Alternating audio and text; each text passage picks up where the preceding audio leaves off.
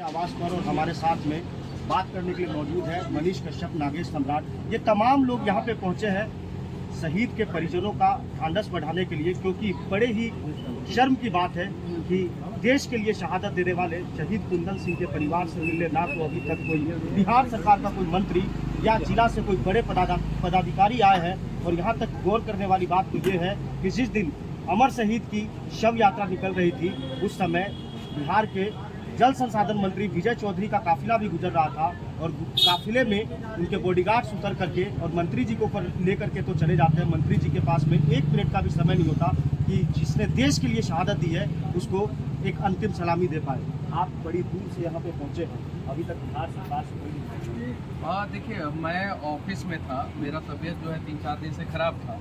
मैं ऑफिस में था और नागेश भाई जो है मुझे सारी बातें बताई, इन्होंने ही सारा बात बताया इन्होंने। और 1 सेकंड के लिए हम लोग सोचे कि कल आते हैं, लेकिन नागेश भाई ने कहा कि नहीं, कि चलना है और आज ही चलना है। और उसके बाद से जो है हम लोग जो है यहाँ पे चले आए।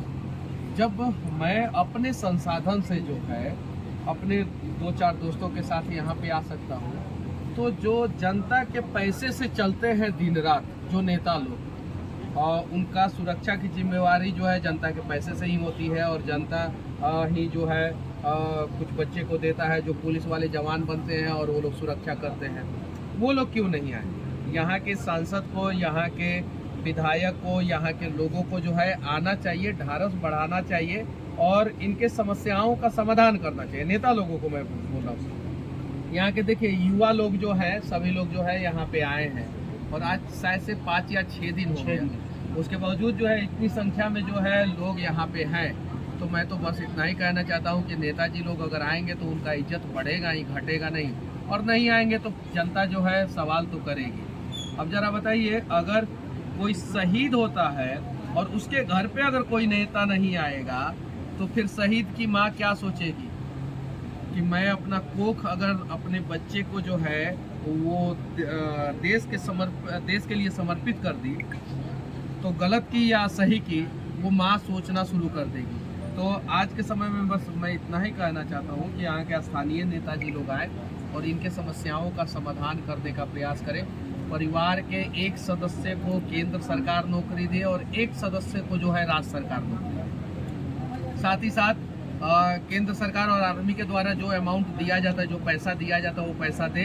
और राज्य सरकार के द्वारा जो है 1 करोड़ रुपया जो है परिवार को आर्थिक सहयोग के रूप में दिया जाना चाहिए। एक और मांग जो है, बहुत सारे लोग जो है आर्मी के जवान जब मुझसे मिलते हैं तो करते रहते हैं कि उनके परिवार के सुरक्षा की जिम्मेवारी केंद्र सरकार के बाद राज्य सरकार को भी उठाना चाहिए। और राज्य सरकार के लोग जो है सोचते हैं कि नहीं, ये केंद्र सरकार का काम है। और केंद्र सरकार सोचता है नहीं, फलानवा राज्य में जो है जवान शहीद हुआ है तो वो राज्य सरकार का। और इस बीच में जो है पैरामिलिट्री फोर्सेस के जवान हो या अग्निवीर योजना के जवान हो या आर्मी के जवान हो, उनको और उनके परिवार को बड़ा दुख पहुंचता है। लेकिन सबसे बड़ी बात, जब 2 दिन पहले जब मैं इनके यहाँ आया था तो इन्होंने हमसे पूरा घर दिखाया। इनका जो वास्तविक हालात वो उस तरीके के नहीं है कि आने वाले समय में, क्योंकि जैसा जानकारी मिली है कि कुंदन सिंह जो है उनके घर में इकलौते एक सदस्य थे जो कमा करके परिवार का पालन पोषण कर रहे थे। अब वो भी हमारे बीच में नहीं है, उनका फ्यूचर कैसा है?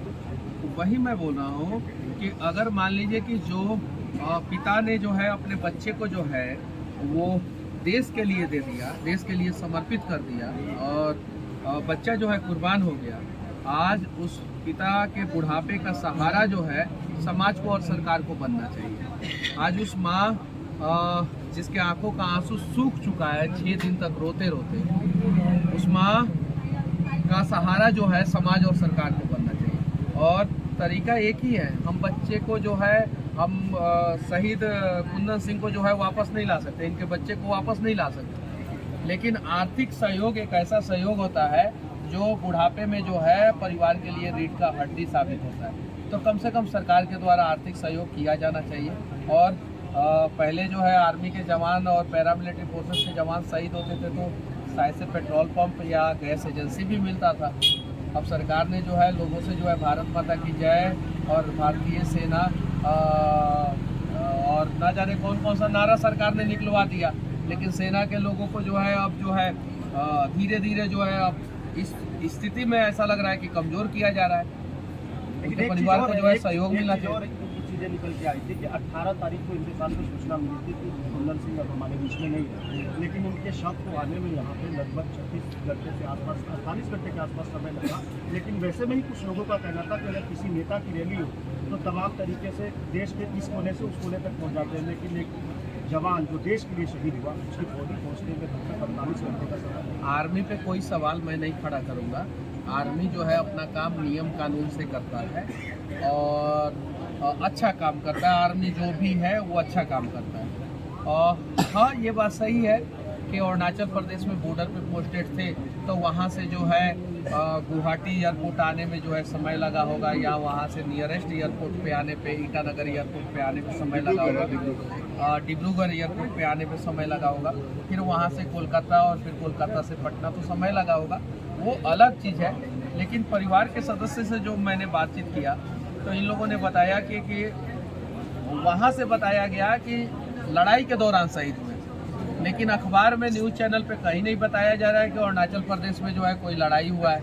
अब लड़ाई हुआ होगा किससे? तो बॉर्डर है चीन का, तो कोई लड़ाई का जो है अभी जिक्र नहीं हो रहा है। तो आखिर हुआ क्या? हथियार वगैरह की लड़ाई नहीं होती है वहाँ पे, हाथों से और डंडों से ही इस तरीके का होता है। देखिए क्या चीज़ से लड़ाई होती है, क्या चीज़ से नहीं लड़ाई होती है, वो ज़्यादा बताने की जरूरत नहीं है।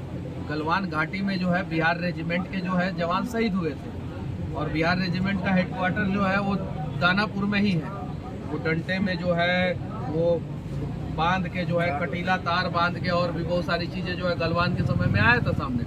उस समय चाइना का खूब विरोध हुआ था, और फिर जाके जो है चाइना से जो है चाचा जी जो है गले लगा मिल रहे हैं, जाके अभी कुछ ही दिन पहले ना जो है गले मिल गए। चाइना हमारा दुश्मन है या दोस्त है, पहले सरकार क्लियर कर दे। सरकार दोस्त कहेगा तो हम दोस्त मानेंगे, सरकार दुश्मन कहेगा तो दुश्मन मानेंगे। अगर चाइना दोस्त है तो फिर सरकार कहे कि दोस्त है तो हम लोग भी दोस्त कहेंगे, और चाइना दुश्मन है तो उसको दुश्मन की तरह ट्रीट किया जाए। जिस गलवान घाटी का आपने जिक्र किया, हमारे वैशाली जिले का एक और लाल था जो शहीद हुआ था, उस समय दिवंगत नेता सुशील मोदी जिंदा थे। इलेक्शन का ही समय था 2020 का, और उस समय सुशील मोदी दौड़े दौड़े आए थे उनके परिजनों के पास में, और शायद मेरे हिसाब से 50 लाख रुपये का चेक उन्होंने परिजनों को सौंपा था, और ये सारी चीज़ें कही थी। लेकिन 7 दिन हो चुके हैं, अभी तक कोई नहीं आया। सुशील मोदी अलग नेता थे, और अभी